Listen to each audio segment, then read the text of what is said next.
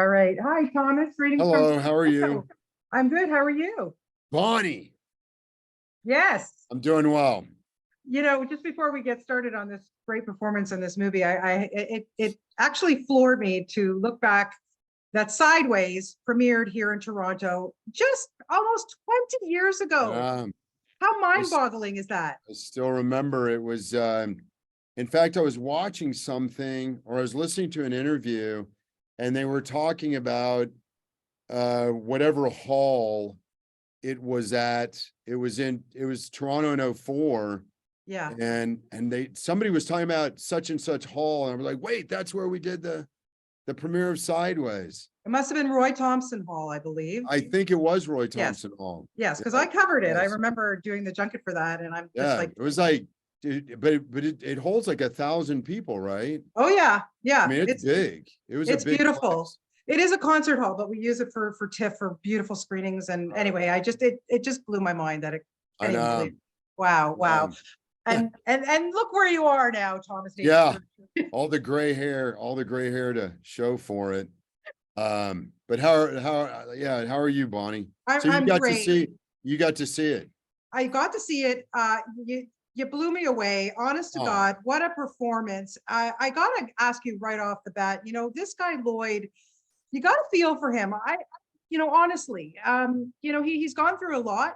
He walked out on his kid. He's got a lot going on. He's off the grid. And I'm thinking about this, and I know that you're also an executive producer on this film. But how did you connect to Lloyd? How did you make him so real? Like he just felt connected to him. So my writing partner, and he's my producing partner, his name's David Denny. All the years that we've known each other, which is like closing in on 40 years, he's from rural Alabama. I grew up in rural Texas. Mhm. I've known eccentrics in every town I lived in, people, even where I live in Texas now, there's a man in a town nearby that I see periodically, and I've spoken to him a couple of times. But David would talk to me about this man, whose first name was Lloyd. And he would talk about this man who he was a sniper in Vietnam. He was wounded. He was on disability pension from the government. But he walked everywhere in like a trench coat, whether it was 105 or 5 degrees. Right. And he was notorious that every 2 weeks, his government disability check came to his post box, which was a mile from where he lived in the woods. And he would walk there and he would hold a gun on the postman. Wow. Until the guy found the envelope and gave it to him. And then he would walk back. But he carried a shotgun with him back in so that nobody would rob him of his check, but he didn't even trust the postman. Right. To not steal. And so that was sort of like, and talking to Alex about it, that was sort of when I read the script, I'd been hearing stories about this man from David for, like I said, 3 decades plus. And I immediately started thinking about the remoteness emotionally of that character. Right. Of he's completely untrusting of anything, all of his surroundings, other than what he can absolutely control, which is his dog. Right. And so I started with that emotional remoteness, but then to have an adult daughter show up who you have not seen for over a decade. Yeah. And she forces him there's a reckoning of the father that she lost and the father that she's now found. And how does she put those two men together? At the same time, I'm like, all I have are memories of her as a kid, as a little one. Child. Yeah. But then he started kind of drifting out of her life. And then the big break off was that Lloyd was supposed to go to her college graduation and didn't go. Right. And which was a horrifying wound, really, for a lot of people, and Of course. especially for Maggie. Yeah.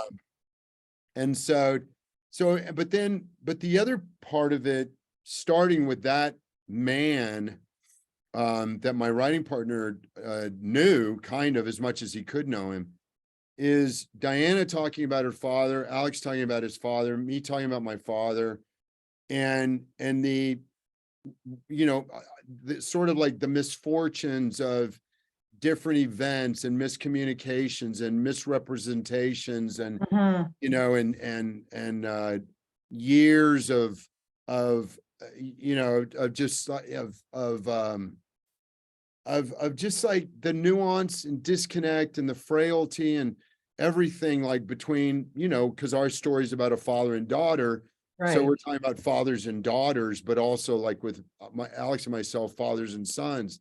Right. And Yeah, I was going I to have ask two, you that. Yeah, because yeah, you are a dad in real life, and I have sometimes two it's teenage hard daughters. to compartmentalize these roles and not bring your own experiences as a dad into something like this. You know, I That would think was, it's tough. that wasn't that hard because my daughters are teenagers, Yeah. and, you know, and so, and so I just had to kind of create, you know, this lot inner life with Lloyd, that if me, Thomas, had a daughter, like Mm. when I was in college, and then totally disconnected from her, and then reconnected with, you know, her 35 and me, or her whatever age, I don't even know how Diana is, but you know, me at 60 and her 34 or whatever it was. Yeah.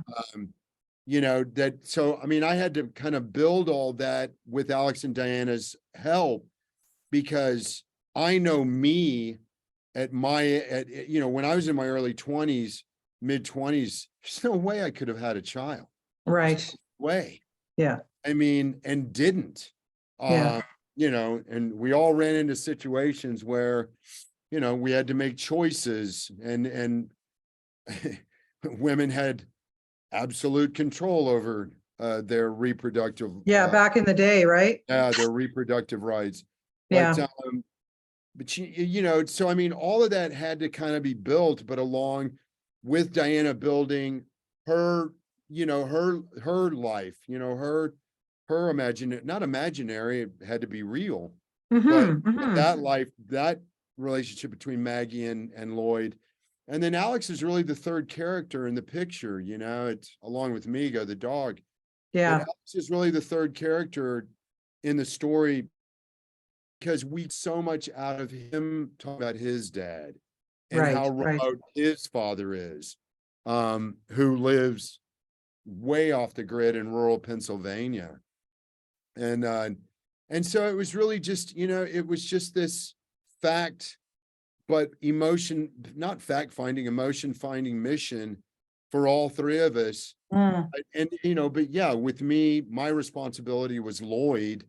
And so no, I really couldn't take too much. So a little bit, you know, a little bit when we did the stuff on the beach at the very end, Yeah. you know, with Maggie as a child and Lloyd as a younger man, however believable that is.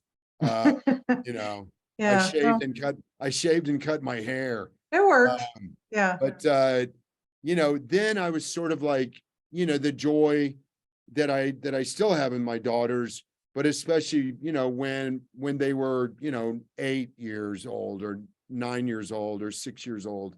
I don't remember how old the girl was that we used as my daughter, um, but you know, so I was able to borrow a little bit of it in that, and it also showed Lloyd at a more like playful, lighthearted time in their lives, and I thought it was Mhm. nice to book in with that. Yeah. Really I did. really honestly wish I had so much more time with you. I have so much stuff to ask, but I have to get this in. Are we ever going to get a Wings reunion? Has this ever been discussed? Oh man, it's been discussed. It's a long time ago, but you know, we've lost Farah, we've lost Yeah, David. true. You know, Yeah, God bless her, Rebecca is still in there kicking at 95, I think. amazing. But it hasn't been brought up in a long time. And I think Crystal is sort of like, I think she's completely removed from the industry and has been for a long time. Right. And Right. so I don't know, it would be a pretty half-hearted effort.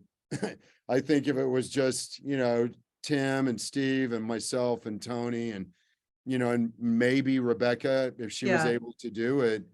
But there was they talked about a reboot like 10 years ago, and the conversations just didn't, or maybe 15 years ago, the conversations didn't go very far. Yeah. Well, I get it. So But, unfortunately, Bonnie, the answer to that is probably not. probably not. But you know what? There's always the podcast, so you guys could do something. I don't know. There I'm you just go. dreaming as a big fan of that show. But Thank anyway, you. listen, thank you for your time. This movie really, you. really is extraordinary. Your performance is like out of control good. Thank you so much for your chance Thank you, to Bonnie. talk to you That's today. very sweet. And yeah, and come visit us back in Toronto again. It's been too long. Okay.